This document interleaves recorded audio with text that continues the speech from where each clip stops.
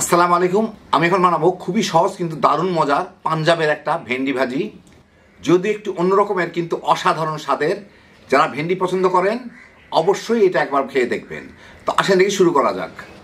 আমি আমার পছন্দ মতো কিছু ঢেঁড়স নিয়ে আমি প্রায় আধা কেজির মতো ব্যবহার করতেছি। এগুলাকে ধুয়ে নিচ্ছি আমি ভালো করে। এখন এই গোড়াটুকু আর মাথাটুকু কেটে এগুলাকে মাঝখান দিয়ে আমি 2 টুকরা করে নেব, মানে মাঝখান থেকে ফেড়ে নিব আর কি। এই যে এরকম করে করে 2 টুকরা করে নেব।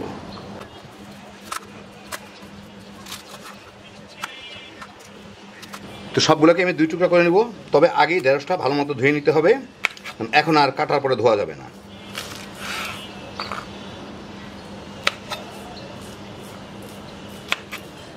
তো ঢেঁড়সগুলোকে আমি কেটে নিয়ে নিলাম। এখন আমার একটা মশলা তৈরি করতে হবে। এখানে আমি নিচ্ছি, এইটার মধ্যে যতদূর লাগবে সেই অনুযায়ী আর কি। এখানে আমার নিচ্ছি প্রায় 1.5 চামচের মতো লবণ হবে, 1 চামচের মতো হলুদের গুঁড়া, ছোটো চামচ দেখে 2 বারে দিলাম, স্বাদ মতো মরিচের গুঁড়া। যা মশলা কিন্তু এখনই দিতে হবে, পরে কোনো মশলা ব্যবহার করা হবে না, তো সেই জন্য এইখানেই দিয়ে দিই সবটুকু যেটুকু প্রয়োজন। 2 চামচের মতো ধনিয়ার গুঁড়া, এইগুলো একটু মিশায় নেই। আরেকটা জিনিস দিতে হবে, সেটা হচ্ছে আমচুর। তো আমচুর যদি না থাকে আমি লেবুর রস দিব। আপনাদের যাদের আমচুর আছে তারা আমচুর এর সাথে মিশায় নিতে পারেন। আর কেউ যদি আমচুর তৈরি করতে চান ডেসক্রিপশনে লিঙ্ক দেওয়া থাকবে, দেখে নিন। কাঁচা আম শুকায় গুঁড়া করে নিলে ওটাকেই বলে আমচুর। যাই হোক, এখন আমার এটাকে এর উপরে দিয়ে এটাকে ভালো মতো মেখে নিতে হবে। আর আমচুরের বদলে আমি এখানে একটু লেবুর রস দিয়ে দিব।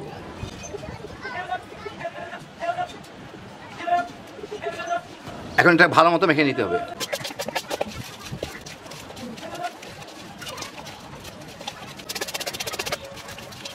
ভালো মতো মেখে নিলাম। এখন আমি রান্নাটা শুরু করব।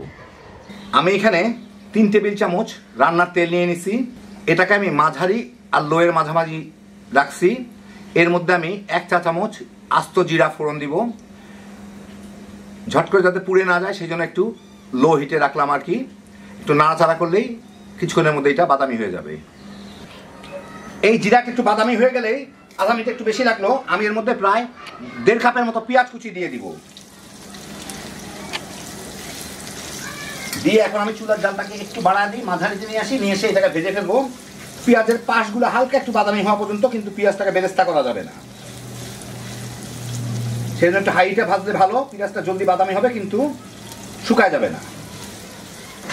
5-6 মিনিটের মধ্যে পেঁয়াজগুলো বাদামি রং লাগা শুরু হলেই আমি এর মধ্যে এই ভেন্ডিগুলোকে দিয়ে দিব। মশলাটা যা আছে একটু চেঁচে পুচে দিয়ে দিই। যদি খুব একটা মশলা না, যা লাগার গায়ে লেগে গেছে, আর মশলা তত বেশিও দেওয়া হয় না, এটা বেশি মশলা হয় না, জাস্ট গায়ে লাগার টুকু হইলেই হইল। এখন এইটাকে আমি মাঝারি আছে কি তার থেকেও কম আছে ভেজে নিব। পানি টানি দেওয়া দরকার নাই, এতেই যা ভাজা হয়। নেড়ে চেড়ে আমার ভেজে নিতে হবে সিদ্ধ হওয়া পর্যন্ত।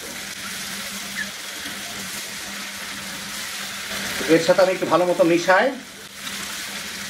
একটু ঢাকনা দিয়ে ঢেকে দিই। মিডিয়াম আর লোর মাঝামাঝি আঁচটা রাখলাম। 4-5 মিনিট পরে আবার নেড়ে দিব, উল্টায় পাল্টা দিব আর কি। 3-4 মিনিট পরে একটু ওলট পালট করে দিই, উপরটা নিচে, নিচেরটা উপরে। হালকা হাতে করলে ভালো, যাতে ভেন্ডিগুলো আবার ভেঙে টেঙে না যায়। অর্ধেকটা প্রায় নরম হয়ে আসছে, আর 2-1 বার উল্টায় পাল্টা দিলেই হয়ে যাবে। আবার এটাকে ঢেকে দিয়ে আবার 3-4 মিনিট পরে ওলট পালট করে দিব। আরও 7-8 মিনিট ভেজে উল্টায় দিচ্ছিলাম আমি 2-1 বার। এই যে দেখেন হয়ে গেছে, পুরাটাই বেশ নরম হয়ে গেছে সব কিছুই। আমার ভাজাটাও শেষ। এখন আমি আপনাদের বেড়ে দেখাচ্ছি দারুণ মজার পাঞ্জাবি ভেন্ডি ভাজি। এই দেখেন হয়ে গেল আমার দারুণ মজার পাঞ্জাবের ভেন্ডি ভাজি। এই আমচুর কিংবা লেবুর রসটা দেওয়ার জন্য একটু টক টক হয়, খাইতে যে কি মজা, না খেলে বুঝবেন না।